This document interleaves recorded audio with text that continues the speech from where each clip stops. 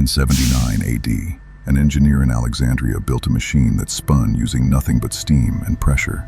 He filed it away as a toy, something to entertain philosophers at dinner parties. Now imagine one man had looked at that toy and seen a weapon instead.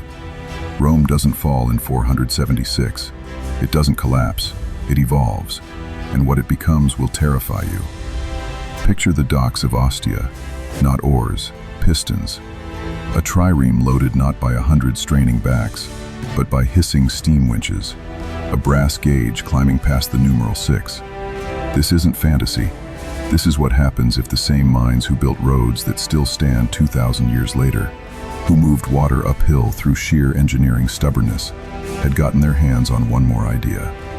External combustion. We're calling this timeline the Pax Steamica. The question isn't whether Rome could have industrialized. It's what kind of empire that industry would have built, and what it would have cost.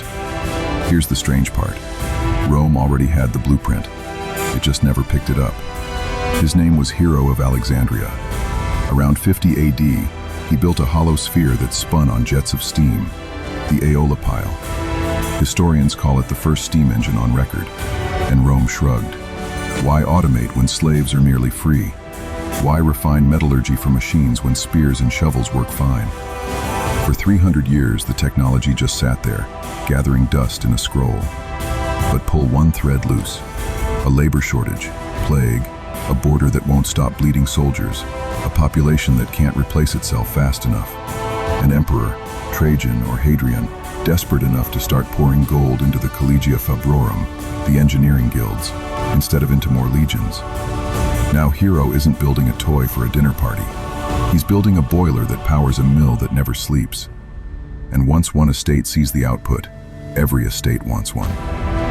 Rome's real superpower was never the sword. It was logistics. Roads are how an empire spanning 3 continents stayed one empire. So give those roads a spine of iron. Picture the Appian Way, the same basalt stones but rails bolted alongside them now. A traction engine, riveted copper plate, venting black smoke, hauling wagons of grain and iron at a pace no horse could sustain for more than an hour. Legions that once marched for weeks arrive in days.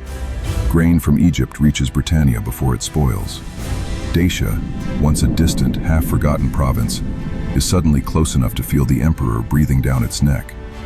The empire stops being a network of provinces held together by roads and letters that take months to arrive. It becomes one machine, one nervous system, running on schedules instead of seasons. And a nervous system that fast doesn't just defend its borders faster. It tightens its grip on everything inside them. A machine that fast needs to be fed, literally. So the countryside changes next. Across the vast estates of Gaul, the latifundia, something enormous rolls through the wheat. A steam-driven harvester, part traditional reaping cart, part exposed boiler, threshing grain faster than 100 hands ever could. Brutally efficient. Also devastating, because when one machine replaces 100 farmhands, where do those 100 people go? They go to the cities, in waves. Rome's countryside starts emptying into factory towns that didn't exist a generation earlier. A new class is born, not slave, not free citizen farmer, something uncomfortably in between. An industrial workforce, churning out iron tools and textiles standardized across an empire that used to trade in luxury goods and coin. Trade stops being about rarity. It becomes about volume, sameness, scale. And this is exactly where Pax Steamica stops sounding like progress. Then it reaches the army. It always does. On the Danube frontier, legionaries still carry the pilum. They still wear the lorica segmentata. But bolted onto that armor now, brass, hydraulic, hissing with every step, are steam-assisted exoskeletons. Soldiers who don't tire the way flesh is supposed to tire. Behind them, a siege tower the size of a building crawls forward under its own power, venting smoke like something half alive. Logistics wins wars. It always has. Now Rome can move an entire legion to any border in days instead of months. Distance from the capital stops being a defense for anyone on the frontier. The empire doesn't just protect its edges faster anymore.